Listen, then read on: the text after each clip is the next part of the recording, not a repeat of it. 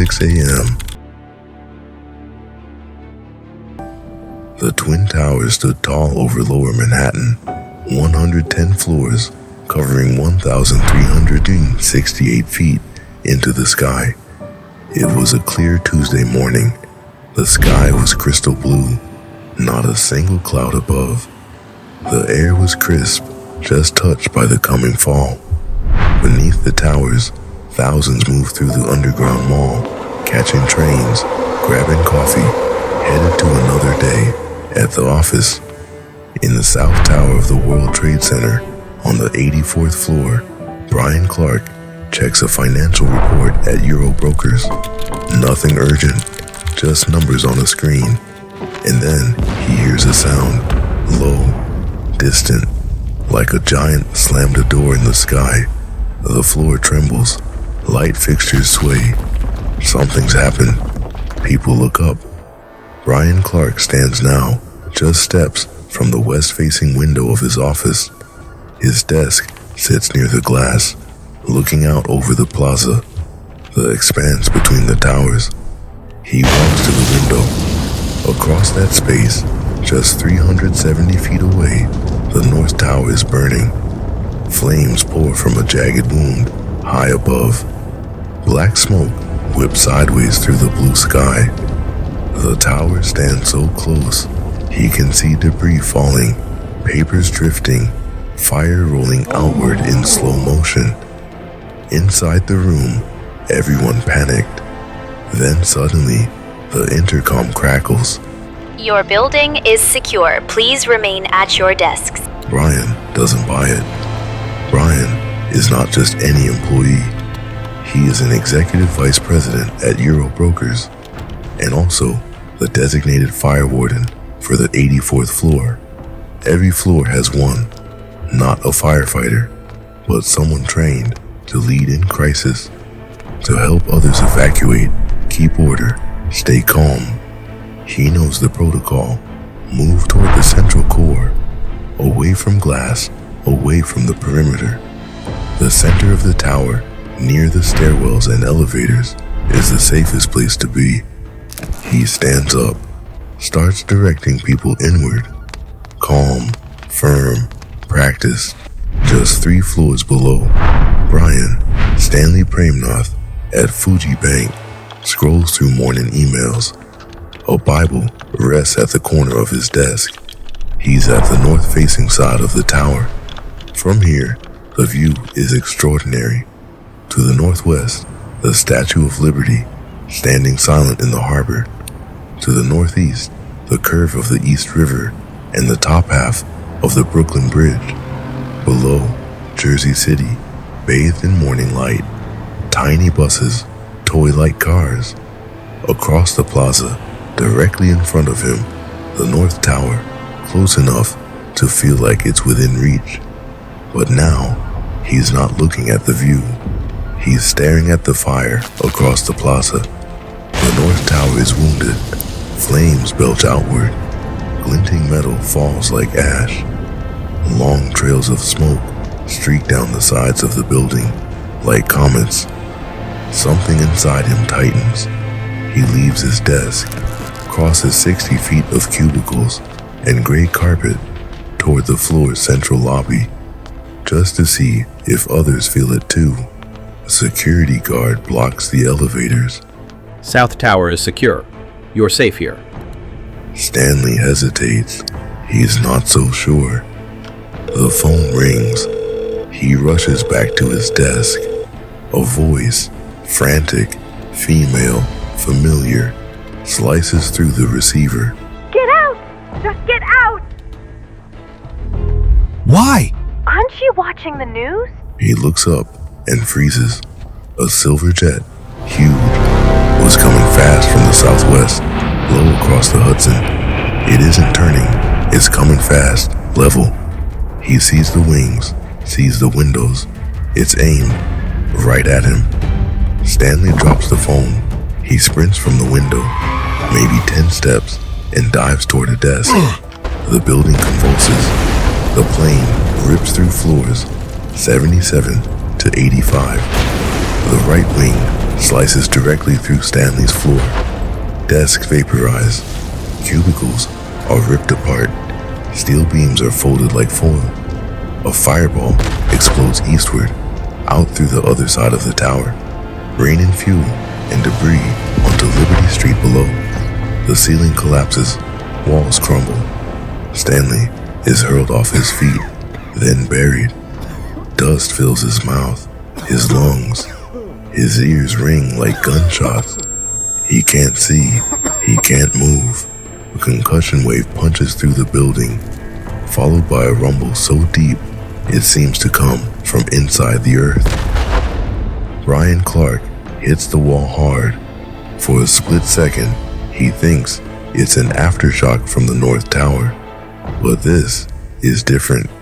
The sound is closer and louder this time. He steadies himself and moves towards the window. Now he knows that the South Tower has been hit. The blast tore through the building's core.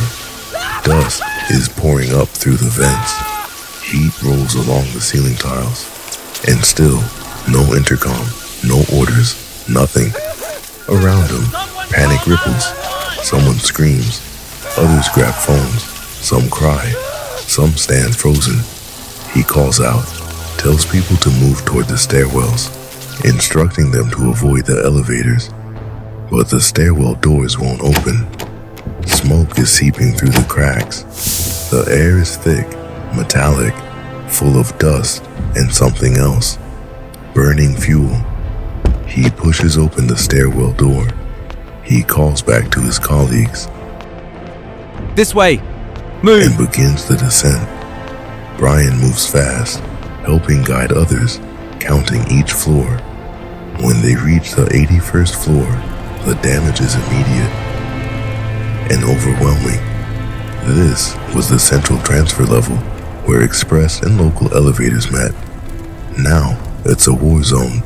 The walls are scorched, the floor is buckled, debris everywhere, steel panels torn down from the ceiling like peeling skin. Brian hesitates. A group is coming up the stairs. Their faces are stricken, coated in ash and sweat. They encounter two individuals coming up the stairs. A man, Ron DeFrancesco, and a woman, Ling Young, her face severely burned. Those say they had been trying to go down from the 81st floor, but found smoke, fire, and debris. They urge Brian's group to go up instead, toward the roof. An argument begins in the stairwell. Some in Brian's group consider going up. Others hesitate. Brian, trained as a fire warden, remembers the protocol. You don't go to the roof. It's not accessible. But he listens. Then Brian hears a voice. It comes from behind the wall, from the 81st floor corridor itself. Help! Not the stairwell. Brian hears it clearly. The others do not react. Most of the group insists on continuing down or going up. Brian makes a decision. Brian steps toward the sound. The others call him back, but he turns to his colleague. Ron, let's get this fella. Brian and Ron exit the stairwell at the 81st floor and move sideways through destroyed office space. Drywall, steel studs, smoke, and rubble toward the voice. They leave the stairwell together, pushing into the wreckage. Inside, it's dark and choking with smoke. The floor's a mess, steel, glass, parts of the ceiling everywhere. After only a few steps, Ron starts to struggle. He's gasping, coughing uncontrollably. He can't breathe with all the smoke. He has to go back.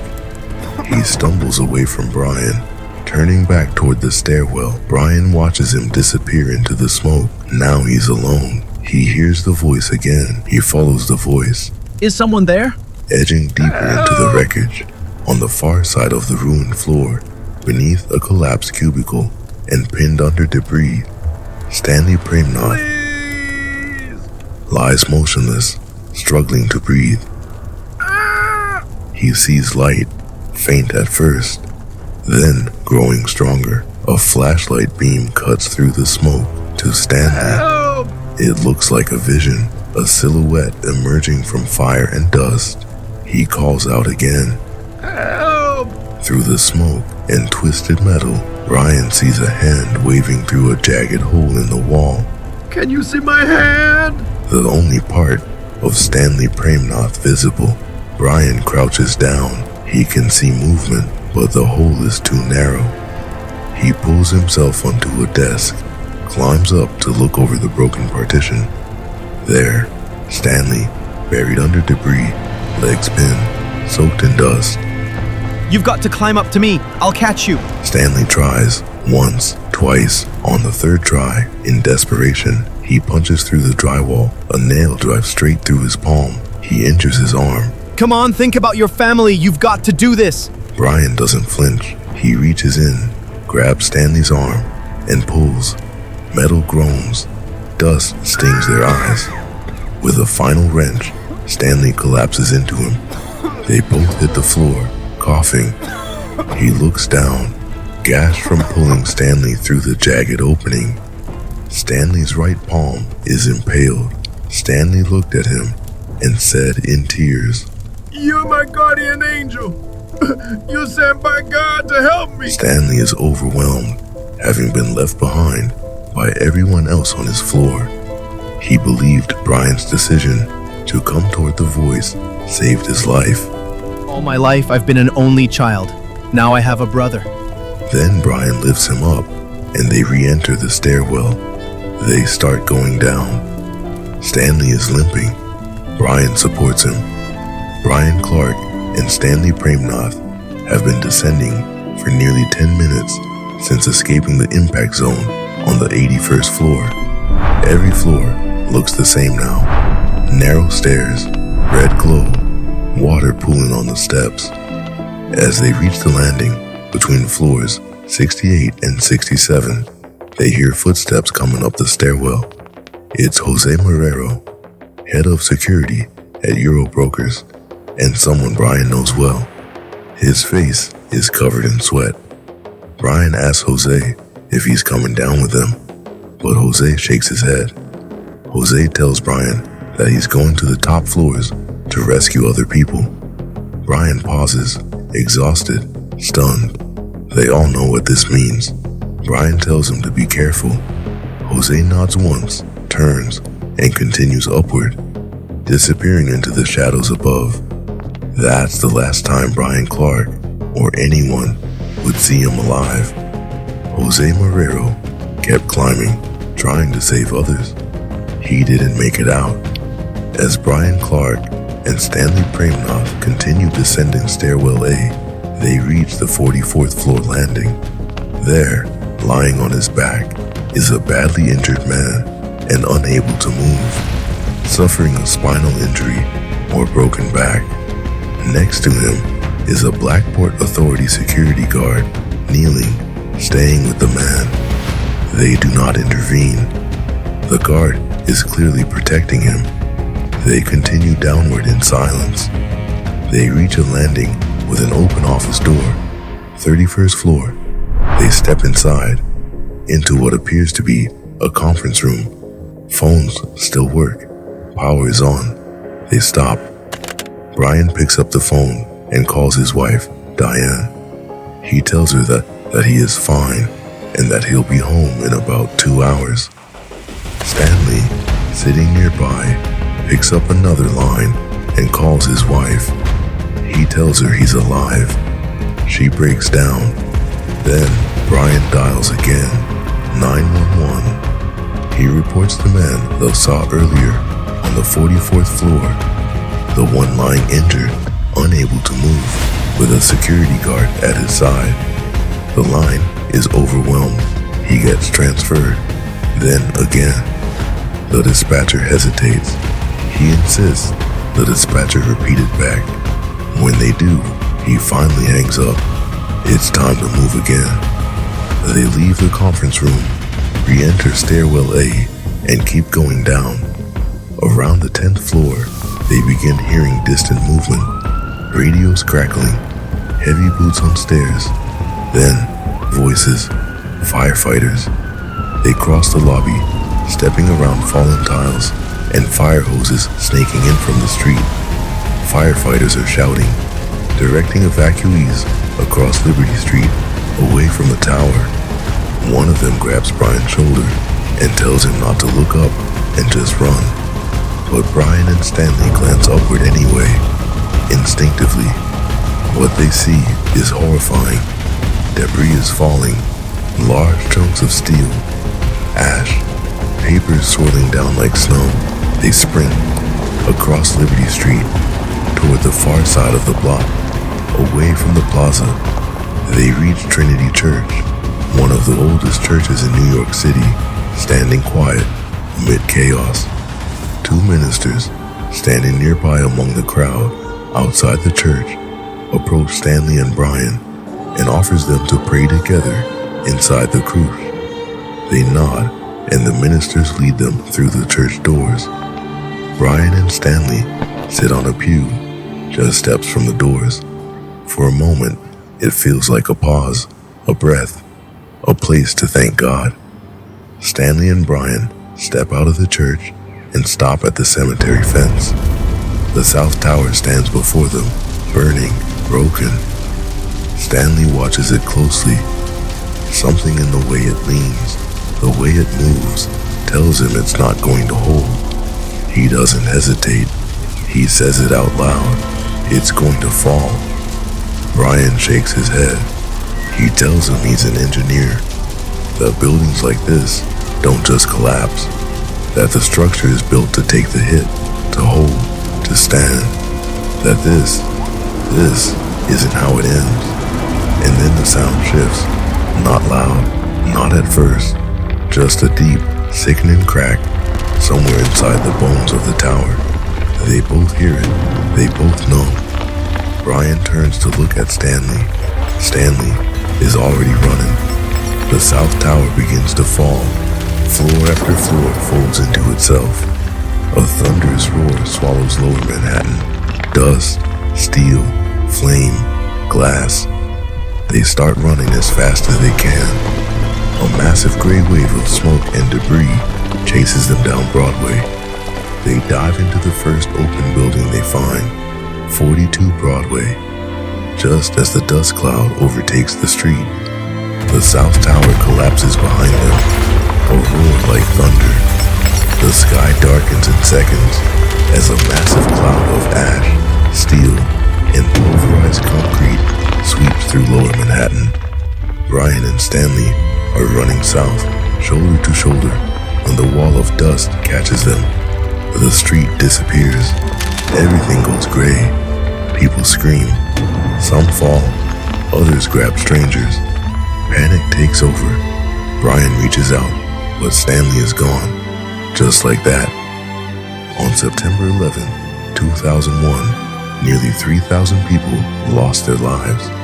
Families were torn apart, and a city was forever changed. Among the few who escaped from above the impact zone in the South Tower were Brian Clark and Stanley Praimnath, two strangers who found each other in the smoke and fire and made it out together. In the years since, they have stayed in contact, bound by a day that neither can forget.